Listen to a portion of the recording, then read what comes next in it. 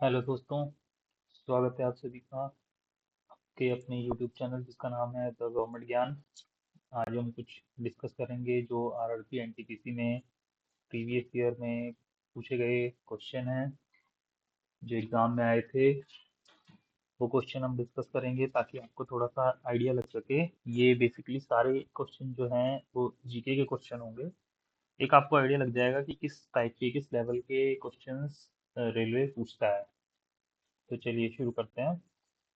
पहला क्वेश्चन है, जीवों और पर्यावरण के बीच की अनन्य क्रिया के वैज्ञानिक विश्लेषण और अध्ययन को क्या कहा जाता है?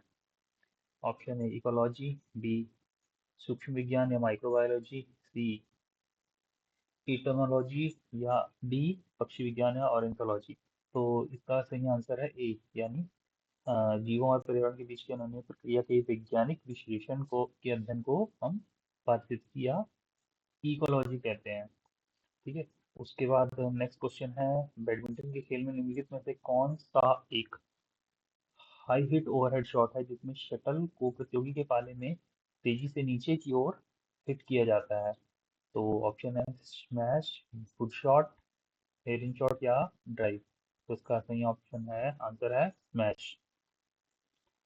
ऐसे ही नेक्स्ट क्वेश्चन है, आधुनिक प्रिंटर की गति को मापने के लिए निम्नलिखित में से कौन सी इकाई का प्रयोग किया जाता है? सीपीएम, आईपीएम, पीपीएम या डब्ल्यूपीएम। तो जो कंप्यूटर से रिलेटेड हैं वो उनको पता होगा कि इसका सही आंसर है पीपीएम, यानी पृष्ठ पर मिनट, यानी इंग्लिश में बोलते हैं पेज पर मिनट। पेज पर मिनट। तो जो प्रिंटर की जो स्पीड है वो इसमें मेजर की जाती है। अगला क्वेश्चन है, महान सम्राट अशोक किस वंश के थे? तो ये चार ऑप्शन है, इसमें सही आंसर है मौर्य वंश। जो सम्राट अशोक थे वो मौर्य वंश से बिलोंग करते थे, संबंध रखते थे। और निम्नलिखित में से किसका निर्माण मुगल सम्राट शाहजहां द्वारा किया गया था?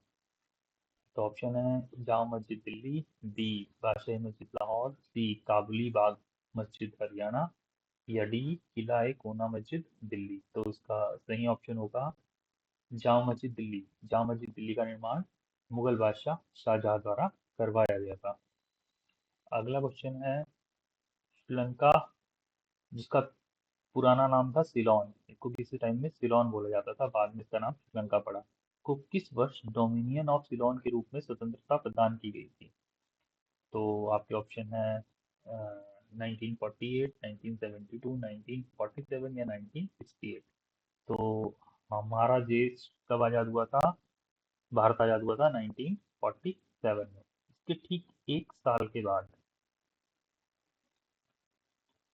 बाद जो है वो श्रीलंका आज़ाद हुआ था। ठीक है। तो इसका सही आंसर हो जाएगा 1948। चलिए अगला क्वेश्चन देखते हैं, वैज्ञानिक नाम होमोसेपियंस का अर्थ क्या है? सीधा आदमी, लंबा आदमी, बुद्धिमान आदमी या कामकाजी आदमी। तो इसका सही आंसर है बुद्धिमान आदमी है। सी ऑप्शन आपका करेक्ट आंसर है। उसके बाद अगला क्वेश्चन है, निम्नलिखित में से कौन सा सत्य है?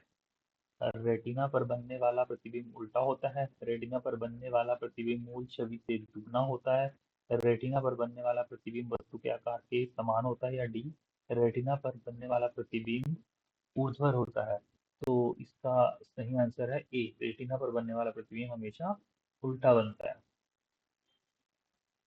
जलियांवाला बाग हत्याकांड का आदेश किसने दिया था? जलियांवाला बाग जो 1919, 13 अप्रैल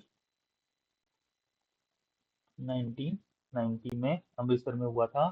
तो उसका आदेश किसने दिया था, गोली चलाने का आदेश उसने? तो ऑप्शन ए है colonel Reginald Dyer, B Michael O'Dwyer, C H H Asquith, D Winston Churchill. तो इसका सही आंसर है कर्नल रेजिनाल्ड डायर। और इस क्वेश्चन के बारे में एक डिस्क्रिपेंसी होती है। आप लोग कंफ्यूज हो जाओगे कि ये आंसर है माइकल ओडायर या कर्नल रेजिनाल्ड डायर। इसमें कंफ्यूज नहीं होना है। जो गोली चलाने का आदेश दिया था वो कर्नल रेजिनाल्ड डायर ने दिया था। अगला क्वेश्चन है, रेडियम की खोज किस खनिज से प्राप्त किया जाता है? ए रूटाइल, बी हेमेटाइट, सी चूना पत्थर या पिच ब्लेंड। तो इसका तो सिंपल सा आंसर है कि रेडियम की को जो रेडियम जो एक्सपेक्ट होता है वो पिच ब्लेंड, यानी ऑप्शन डी आपका सही आंसर है। पिच ब्लेंड से रेडियम निकाला जाता है। अगला क्वेश्चन है NaCl किसका रासायनिक सूत्र है? NaCl यानी कि इसको हम बोलते हैं सोडियम क्लोराइड।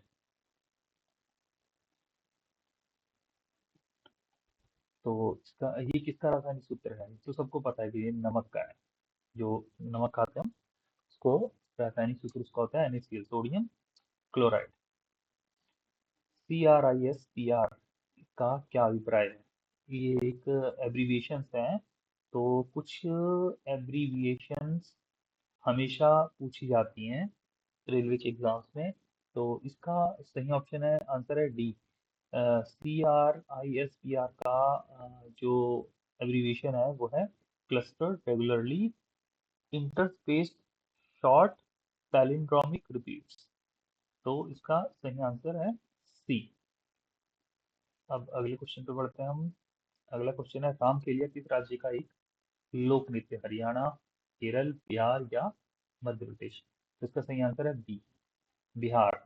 सी सॉरी, बिहार। रामकेलिया बिहार का एक लोक नृत्य है। तो आपको जितने भी लोक नृत्य हैं वो पता होने चाहिए कि कौन सा लोक नृत्य किस राज्य का है। जैसे कुचिपुड़ी आंध्र प्रदेश का है, और ऐसे ही कई लोक नृत्य हैं, कालबेलिया है राजस्थान में। तो ऐसे कई लोक नृत्य हैं। तो आप चाहेंगे तो उस पर एक सेपरेट वीडियो बना के हम लोग डिस्कस करेंगे, और उसकी शॉर्ट ट्रिक्स भी मैं बता दूंगा कि कैसे याद करना है उनको। तो अगर आपको ऐसी कोई वीडियो चाहिए तो आप कमेंट बॉक्स में लिख देना, आपको अगली वीडियो बना के दे देंगे। मानव शरीर में मौजूद निम्नलिखित कोशिकाओं में से किसमें माइटोकॉन्ड्रिया नहीं पाया जाता? तो इसका सही आंसर है लाल रक्तकणिका यानी RBC। इनमें माइटोकॉन्ड्रिया जो है वो नहीं पाया जाता है। और अगला क्वेश्चन है, किस प्राणी के जीनोम को नवंबर में प्रकाशित किया गया था जो 10 वर्ष तक बिना भोजन पानी के जीवित रह सकता है और मांस पिगलेट के रूप में भी जाना जाता है? इसका सही आंसर है टार्टीग्रेड, लेकिन ये करंट का क्वेश्चन है। तो ये जो प्रीवियस ईयर क्वेश्चन है ये 2016 में जो NTPC के एग्जाम हुए थे अ, उस उससे लिए हैं। ये उनके प्रीवियस ईयर क्वेश्चन है, तो ये उस समय का करंट अफेयर का क्वेश्चन था। बट कभी भी पूछा जा सकता है, इंपॉर्टेंट है इसलिए कंसीडर कर लीजिएगा इसे भी।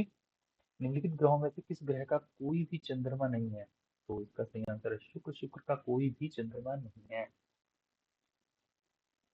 बाह्य अंतरिक्ष में यात्रा करने वाला प्रथम मानव कौन था? तो बाह्य अंतरिक्ष में यात्रा करने वाला प्रथम मानव था यूरी गागारिन, यानी बी ऑप्शन सही आंसर है। अब इसमें कुछ क्वेश्चंस अराइज होते हैं, जैसे अ, चंद्रमा पर जाने वाला पहला आदमी कौन था? तो वो कौन था? ऑप्शन ए जो है ये नील आर्मस्ट्रॉन्ग। ये चंद्रमा पर जाने वाला पहला आदमी था। कई बार पूछ लेते हैं चंद्रमा पर जाने वाला सेकंड आदमी कौन था? तो सेकंड आदमी था ऑप्शन सी जो है इसका बज एल्ड्रिन। ये सेकंड आदमी था जो जिसने चांद पे कदम रखा था। पहला तो नील आर्मस्ट्रॉन्ग था, दूसरा था बज एल्ड्रिन।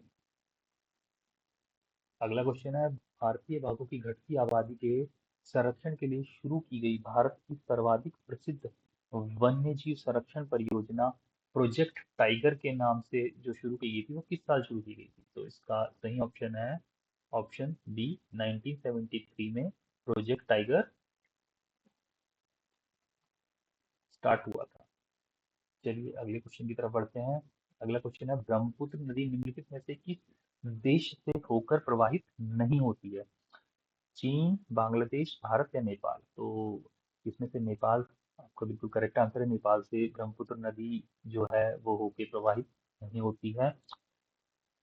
आपको कमेंट बॉक्स में बताना है कि ब्रह्मपुत्र नदी को किस राज्य का शोक कहा जाता है? जैसे है ना, एक क्वेश्चन पूछते हैं कि बिहार का शोक किस नदी को कहा जाता है? तो उसका आंसर है कोसी नदी। क्योंकि कोसी नदी की वजह से बिहार में बहुत ज्यादा फ्लड आते हैं, तो इस वजह से बिहार का शोक बोलते हैं कोसी नदी को। आपको कमेंट बॉक्स में बताना है कि ब्रह्मपुत्र नदी है वो, उसे किस राज्य का शोक कहा जाता है। अगला क्वेश्चन है, निम्नलिखित में से किस राज्य में हमें केसर की खेती प्राप्त होती है? तो बहुत बेसिक क्वेश्चन है, सबको पता होगा कि जम्मू कश्मीर राइट आंसर है। अगला क्वेश्चन है, निम्नलिखित में से किस जर्मन वैज्ञानिक ने एक्स किरणों की खोज की थी?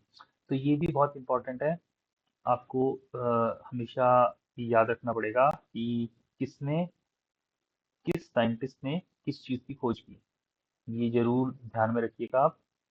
तो इसका सही आंसर है विलियम रॉन्सन। अगला क्वेश्चन है, मूल तत्वों की आवर्त सारणी बनाने वाले पहले वैज्ञानिक कौन थे? तो आवर्त सारणी यानी पीरियोडिक टेबल जो होती है ना, वो सबसे पहले किसने वो धारणा खोजी थी आवर्त सारणी बनाने की? वो थे मेंडलीव। सबसे पहले एक पीरियोडिक टेबल जो बनाया था वो मेंडलीव ने बनाया था। इससे भी हम सेपरेट वीडियो बना सकते हैं, ये एक अलग टॉपिक है। पीरियोडिक टेबल से क्वेश्चन आता ही आता है, कुछ ना कुछ एनटीपीसी में जरूर पूछते हैं पीरियोडिक टेबल से। तो अगर आप चाहेंगे तो ये हम जरूर एक सेपरेट वीडियो बनाएंगे। तो अगर आपको ये वीडियो अच्छा लगा तो आप लाइक कीजिए। मैं नहीं कहूँगा कि आप इसे सब्सक्राइब करें या शेयर करें, ये आपकी अपनी इच्छा पर है, लेकिन अगर आप एक लाइक करते हैं तो एक ये मुझे मोटिवेट करेगा और वीडियोस बनाने के लिए और आपकी और हेल्प करने के लिए। और मेरी बातें क्यों ऑथेंटिक हैं? क्योंकि मैंने एनटीपीसी का एग्ज़ाम क्रैक किया है, रेलवे के कई एग्ज़ाम्स में क्रैक कर चुका हूँ। तो अगर आपको इससे रिलेटेड कोई भी हेल्प चाहिए तो आप कमेंट बॉक्स में मुझसे पूछ सकते हैं। तब तक के लिए बाय बाय, पढ़ते रहिए, खुश रहिए, स्टे ट्यून्ड, थैंक यू।